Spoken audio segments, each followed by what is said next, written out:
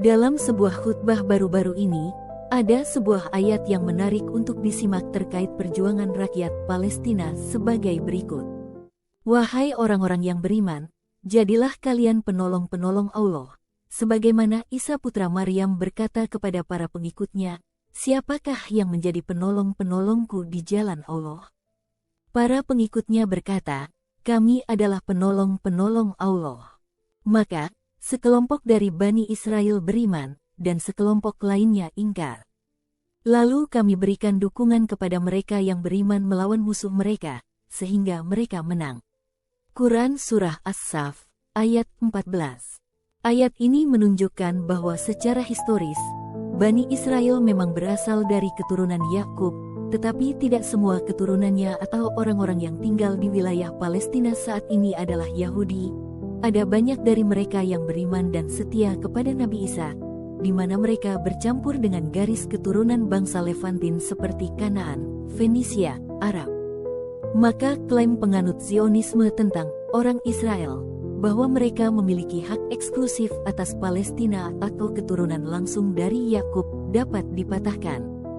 Sebuah artikel Wikipedia menyebutkan bahwa studi tahun 2017 menemukan bahwa bangsa Palestina dan penduduk Levant lainnya sebagian besar keturunan dari Levantin kuno yang tinggal di wilayah yang sekarang dikenal sebagai Israel dan Palestina setidaknya 3.700 tahun lalu. Fakta lain terkait penelitian DNA, orang Palestina lebih dekat secara genetika dengan keturunan Levant atau Timur Tengah dari Yakub.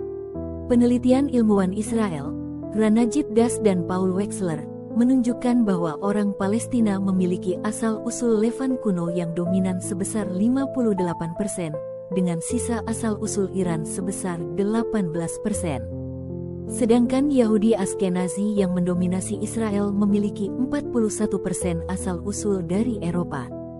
Dari fakta asal-usul dan DNA tersebut, ditambah hasil penelitian ilmuwan mereka sendiri telah membuktikan klaim bahwa Israel memiliki garis keturunan adalah pewaris sah tanah Palestina adalah sesuatu yang salah.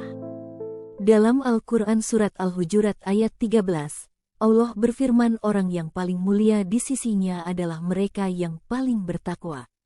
Ayat ini mengedepankan takwa sebagai kriteria utama penerus para nabi dan bukan keturunan.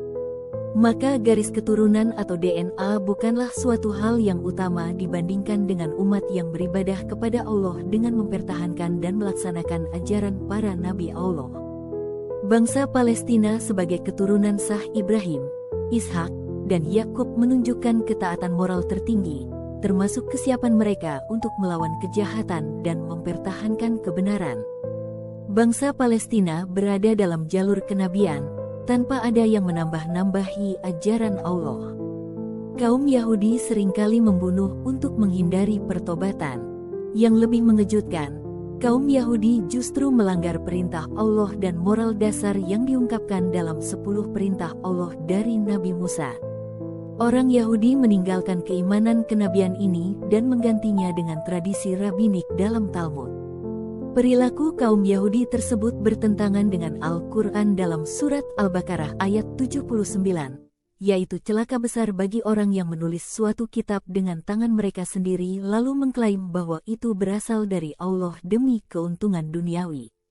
Ayat tersebut memperingatkan tentang praktik Israel modern, yang sudah terbukti secara ilmiah adalah salah.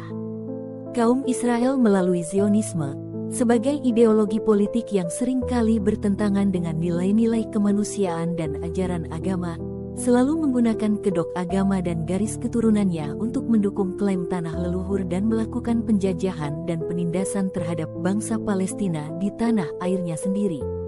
Apa yang dilakukan kaum Israel adalah mencoba menciptakan mitologi bahwa mereka adalah kelompok yang berbeda dan superior.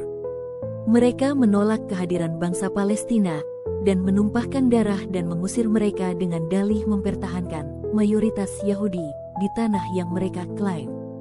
Ajaran ini jelas melanggar perintah Allah yang menekankan keadilan, kebenaran, dan akhlak yang baik. Dalam Al-Quran Surat Al-Isra ayat 36, Allah memperingatkan agar umat manusia tidak mengikuti orang-orang yang menyimpang dari jalan yang benar atau ajaran tanpa dalil dan pengetahuan, Sebaliknya, gunakan akal dan hati nurani serta kitab yang sah untuk menemukan dan melaksanakan kebenaran. Kejahatan yang dilakukan oleh Israel, termasuk melakukan genosida terhadap warga Palestina, telah mengundang perhatian dan kecaman dari dunia internasional. Perserikatan Bangsa-Bangsa beberapa kali mengecam tindakan brutal Israel, termasuk pemboman yang tak terarah, penghancuran rumah-rumah, dan pembunuhan warga sipil. Dewan Hak Asasi Manusia PBB telah menyatakan bahwa tindakan Israel terhadap rakyat Palestina merupakan kejahatan perang, dengan menyebutkan khusus serangan yang disengaja terhadap warga sipil dan pelanggaran hak-hak kemanusiaan. Lebih lanjut, Mahkamah Pidana Internasional atau ICC telah mengajukan perintah penangkapan Perdana Menteri dan Menhan Israel. Perintah ini terkait tindakan genosida dan serangan tidak proporsional terhadap warga sipil di jalur Gaza serta pembangunan pemukiman ilegal Israel di tepi barat. Langkah ini mencerminkan bahwa masyarakat internasional mulai mengambil tindakan nyata terhadap pelanggaran Israel, meskipun menghadapi banyak rintangan politik. Zionisme telah menciptakan propaganda yang kuat untuk membenarkan penindasan yang dilakukan. Namun, narasi Islam jelas menunjukkan bahwa Allah selalu berpihak pada mereka yang memperjuangkan kebenaran dan keadilan. Dalam surat Ali Imran ayat 139, Allah menegaskan bahwa mereka yang beriman tidak akan pernah lemah dan akan selalu berada di posisi tertinggi jika berpegang pada iman. Fakta bahwa bangsa Palestina tetap tegar di tengah situasi yang sulit merupakan bukti dari janji Allah ini. Di tengah kekerasan dan penindasan yang luar biasa, mereka mempertahankan iman dan moralitas tinggi.